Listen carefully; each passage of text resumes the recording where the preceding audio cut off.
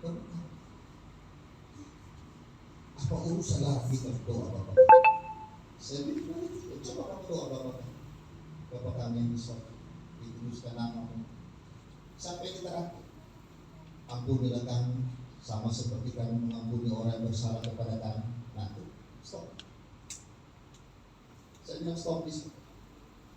Kamu bilang ampunilah kami seperti kami mengampuni orang yang bersalah kepada kami.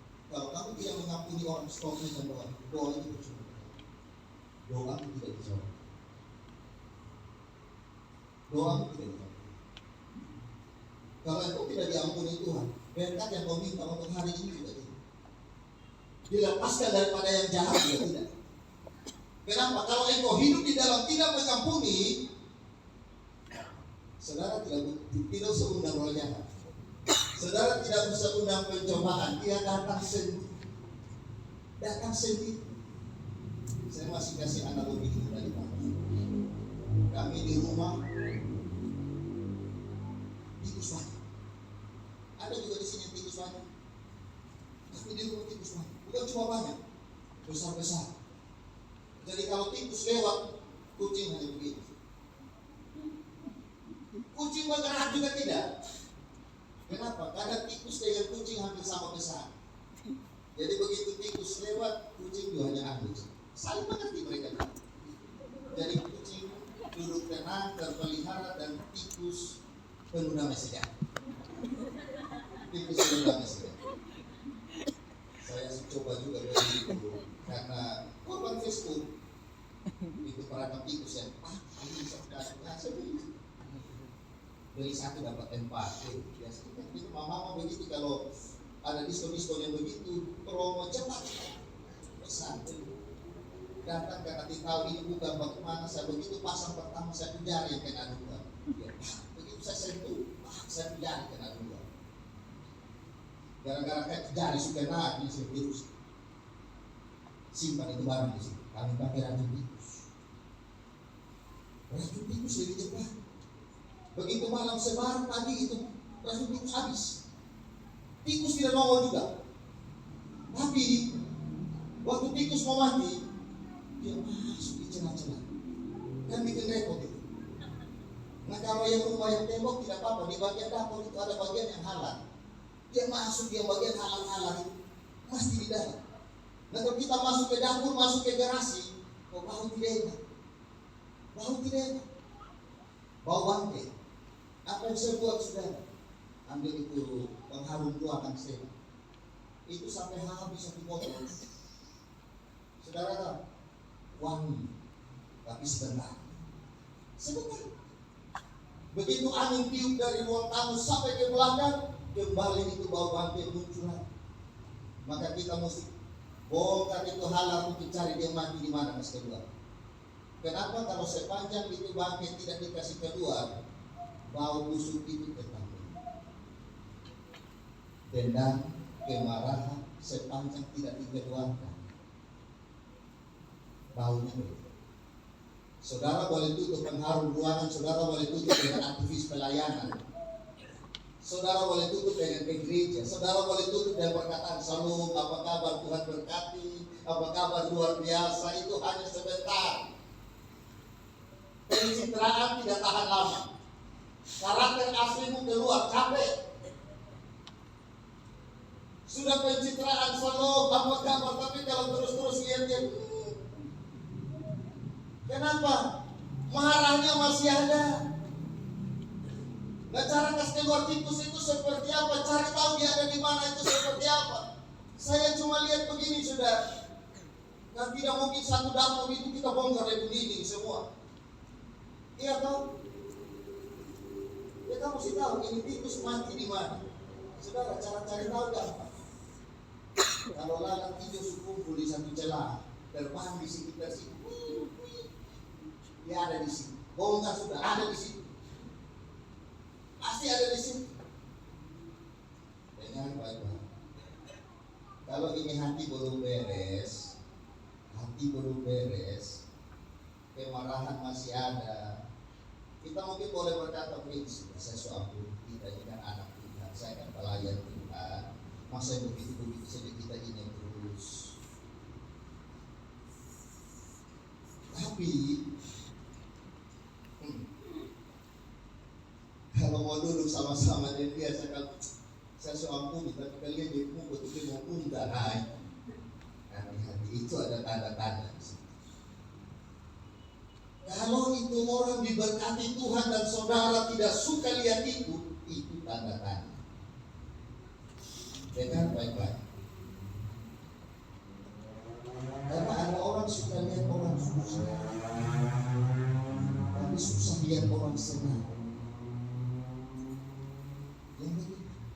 Itu tanda-tanda ada sesuatu yang belum beres dalam hidup kita. Nah, saya mau bawa kita lanjut begini, saudara.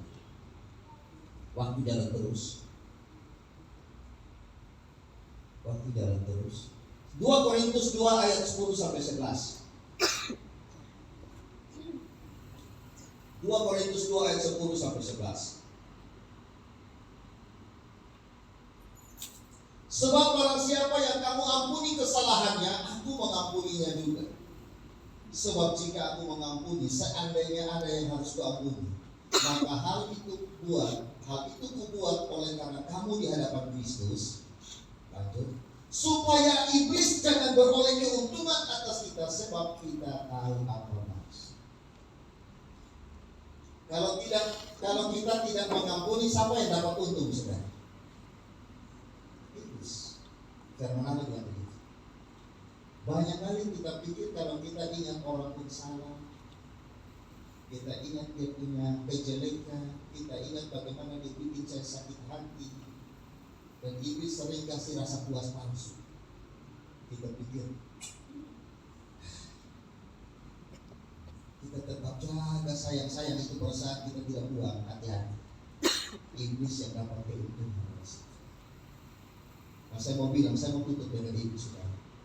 Kita tahu bahwa mengampuni wajib.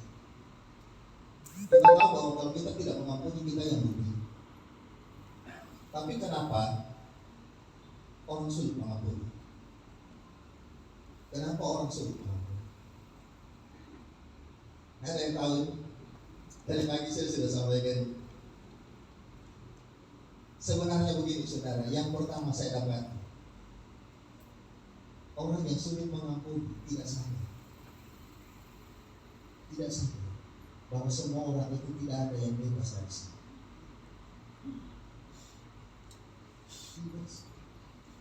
Tidak ada orang yang bebas dosa.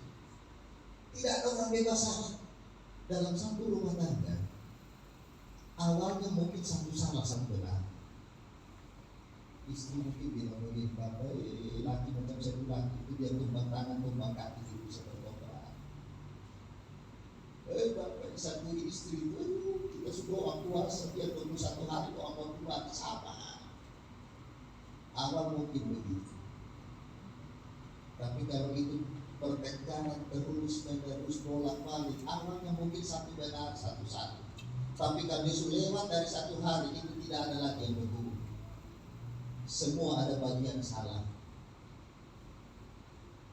Dan kalau kita tahu, barangkali suami model begitu, karena kita istri-istri ada bagian, ambil bagian yang menjadi penyebab. Barangkali suami model begitu, barangkali istri-istri model begitu, ada bagian suami yang bikin dia jadi model begitu. Barangkali anak-anak yang menyakitkan, yang kepala batu, ada bagian orang tua yang bikin dia jadi seperti itu. Barangkali ada kesalahan orang tua yang menyakitkan hati anak-anak, ada bagian anak-anak yang membuat orang tua seperti itu. Jujur saya sebagai orang tua, saya juga sebagai suami, kadang saya suka sekali untuk dia dulu. Jangan-jangan itu juga saya yang jadi penyebab. Jangan-jangan saya juga yang salah sebelumnya. Jadi ingat yang pertama, orang sulit mengampuni karena tidak sadar bahwa semua orang sebenarnya punya salah. Yang kedua, orang yang sulit mengampuni karena apa? Dia tidak sadar bahwa kita lebih dulu diampuni. Saudara lihat orang yang tadi diampuni oleh raja, utangnya itu 10.000 talenta. 10.000 talenta itu kalau saya pernah kali bagi itu miliaran, triliun. nilainya triliun. Tapi kalau cuma 100 dinar, 1 dinar itu upah 1 hari kerja. Katakan 1 hari kerja dapat 100.000. 100.000 kali 100 dinar, tidak seberapa dibanding yang triliun itu. Bayangkan, Tuhan sudah ampuni dosa kita. Saya bilang tadi, 54 tahun saya hidup. Itu dosa kalau muat di dalam trek, saya tidak tahu butuh berapa banyak trek. Tapi Tuhan ampuni saya. Hanya karena ada 1 orang saja yang dia mati. Hanya karena ada 1 orang yang marah. Hanya karena 1 orang yang bikin jengkel lalu saya dendam dengan dia. Betapa ruginya saya. Dan yang terakhir, orang yang sulit mengampuni karena tidak sadar bahwa kalau kita tidak mengampuni, kita pun tidak diampuni, kita pun hidup dalam kehidupan. Saya sampaikan ini Bapak Ibu Saudara sekalian, dengar baik-baik. Tidak ada kesalahan orang yang terlalu besar sampai bisa kirim kita ke neraka. Jangan mau. Mulai hari ini Bapak Ibu, suamimu mungkin mencengkelkan, istrimu mungkin mencengkelkan. Tapi kalau ingat itu usaha mungkin tidak bisa.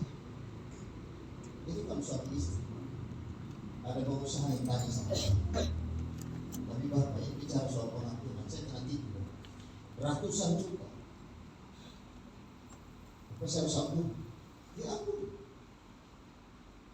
Tapi terus soal dia punya tawaran kerjasama, saya bilang mengampuni tidak mengharuskan ikut tetap berhubungan dengan dia. Mengampuni. Tapi kerjasama hubungan bisa diputuskan. Tidak. Tidak tuh orang bilang saya tidak mengampuni. Tidak. Mengampuni. Tapi kerjasama hubungan bisa diputuskan.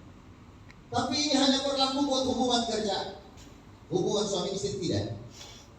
Jangan bilang begitu. Kalau gembala bilang mengampuni, tapi banyak hari putus. Tidak. Itu hanya berlaku buat hubungan kerja, buat suami istri. Kenapa? Saya sampaikan hanya dengan 1 dari 2. Selama kita hidup di dunia, damai sejahtera Tuhan ada dalam rumah tangga. Damai sejahtera Tuhan ada di tempat kerja. Damai sejahtera Tuhan ada di dalam komunitas gereja. Dan ketika Tuhan datang kembali, kita sama-sama ada bersama dengan Dia bersama. Amin. Tuhan Yesus memberkati kita. Siapkan hati saudara, kita akan masuk dalam bacaan kudus. Para hamba Tuhan yang bertugas silakan ambil tempat di depan.